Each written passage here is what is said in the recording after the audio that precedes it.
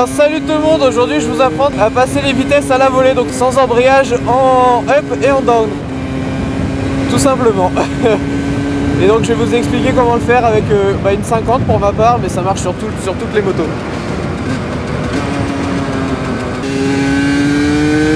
Donc regardez bien ma main, j'ai pas d'embrayage. Et pourtant je passe les vitesses, donc c'est une technique un peu plus efficace et qui flingue moins vos embrayages. Par contre, faut bien la faire pour pas exploser sa boîte de vitesse tout simplement. Parce que si vous y allez comme des bourrins n'importe comment, il y a des risques, hein, mécaniquement ça va forcer.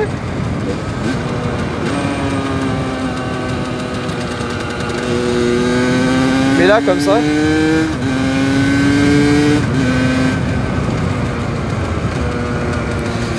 Alors donc déjà pour vous apprendre à faire des passages à la volée, je vous conseille avant tout de prendre des descentes et non pas des montées parce que c'est bien plus simple.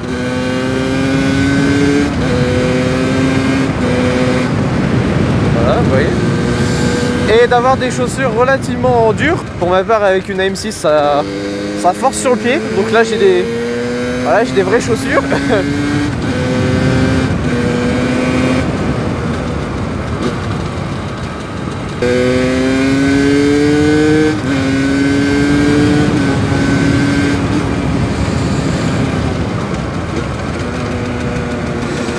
Je vais vous faire un petit tuto juste après les virages. Je vais vous expliquer donc les avantages et les inconvénients. Donc les inconvénients d'une mauvaise pratique de ce passage de vitesse, c'est les risques pour la boîte de vitesse, les risques d'usure tout simplement. Les avantages par contre c'est que vous passez vos vitesses plus rapidement, que vous n'utilisez pas l'embrayage, ça évite les coups de latte dedans comme ça évite de le faire frotter tout le temps et de devoir changer un embrayage au bout de 3 ans quoi. Et voilà tout pour ma part. Et si aussi dans les avantages, c'est un certain charme je trouve. Vous voyez ça, c'est un petit charme. Donc avant déjà il y a des prérequis, donc on le fait moteur bien chaud avec l'huile de boîte donc qui est bien chaude aussi, on évite trop de faire ça à froid. Je déconseille aussi de le faire dans des grosses montées parce que là ça force vachement, ça donne des gros coups dans la boîte, donc là je fais à l'embrayage pour ma part. En revanche en descente ou sur le plat, là oui, là on s'autorise à le faire. Et aussi étant donné que sur les 50 les boîtes de vitesse sont super courtes, enfin pour ma part j'ai un pignon de 14 donc c'est un peu mieux, mais ça reste court. Sur la première et la 2 je fais à l'embrayage parce que sinon ça fait vraiment des gros à-coups dans la chaîne et tout ça, et c'est vrai que ça la détend un peu plus rapidement en plus de donner un à-coup comme ça dans la boîte et tout le moteur etc. Bon voilà. En revanche 3, 4, 5, 6 là ça passe tout seul. Donc là comme vous pouvez voir, déjà quand je vais en down, donc vers le bas, quand je rétrograde, je mets des petits coups de latte. Et inversement quand tu passes la vitesse, je vais vous montrer tout ça, hein, c'est super simple. Vous voyez en gros,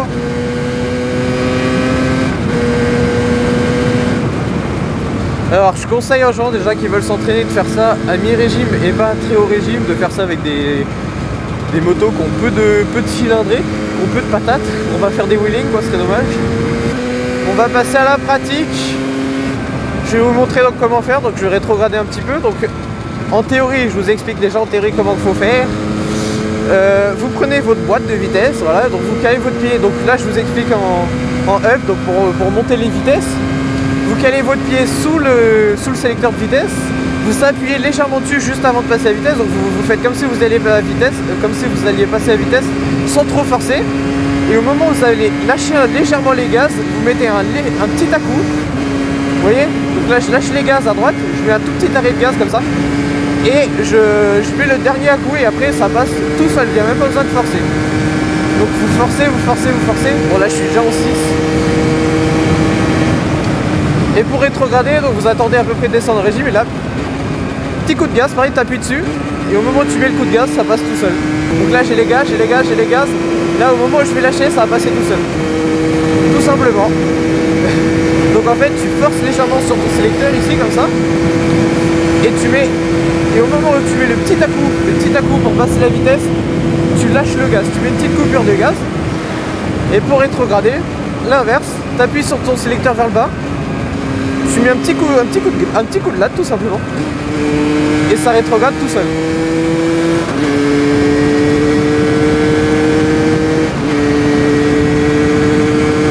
Donc pour ceux qui veulent s'entraîner, ouais, je conseille une petite descente, alors pas une descente abusée mais une légère pente. Et pareil, donc à mi-régime, clac, clac, clac, tu passes. Là où ça passe le plus simplement, j'ai remarqué, c'est finalement c'est à bas régime sur la 50, hein, sur la 50, attention. Et clac, clac, clac, tu passes et tu t'entraînes comme ça. Pour rétrograder, pareil, évite à haut régime parce qu'à haut régime, ça bloque la roue arrière. Donc c'est un peu dommage. Ça fait des petits drifts, on va dire. Ouais, donc là je laisse descendre comme ça. Après quand t'es vraiment à bas régime, sans mettre de coup de gaz, tu vois, ça passe.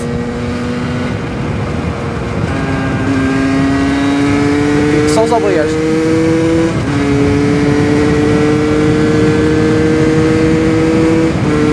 Ce qui est important, c'est vraiment de lâcher les gaz parce que du coup, au moment où le moteur il applique plus de puissance sur la roue arrière tout simplement, et bah à ce moment là la boîte de vitesse du coup ça va être bien aligné, on va dire, et là ça passe tout seul. Pareil quand tu rétrogrades, au moment où ça applique plus de frein moteur, et bah en fait ça passe. C'est ce point là qu'il faut chercher au moment où tu passes tes vitesses. Et pareil quand tu rétrogrades, le plus difficile quand tu arrives en virage comme ça, tu tiens un peu le frein avant le virage. Et donc pour mettre le coup de gaz, il faut vraiment s'y prendre la main bien comme ça, tu vois, tu prends pas avec le bout des doigts, sinon au moment où tu mets le coup de gaz, tu vas lâcher le frein. Donc là vous voyez, tu vois, tout simplement. Pareil quand tu rétrogrades, t'as pas besoin de mettre un énorme coup de latte pour faire plein de bruit et tout.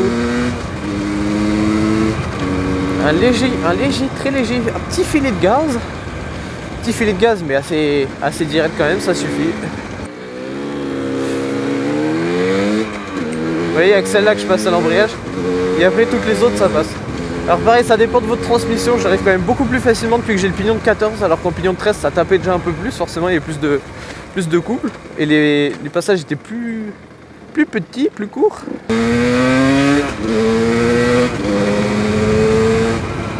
vrai que ça a son charme, moi je trouve que ça a son petit charme. Quand tu rétrogrades là comme ça avec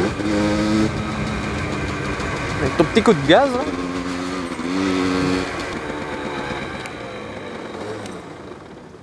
J'ai juste coupé ma vidéo là, moi je pense. Oui, t'inquiète pas. Il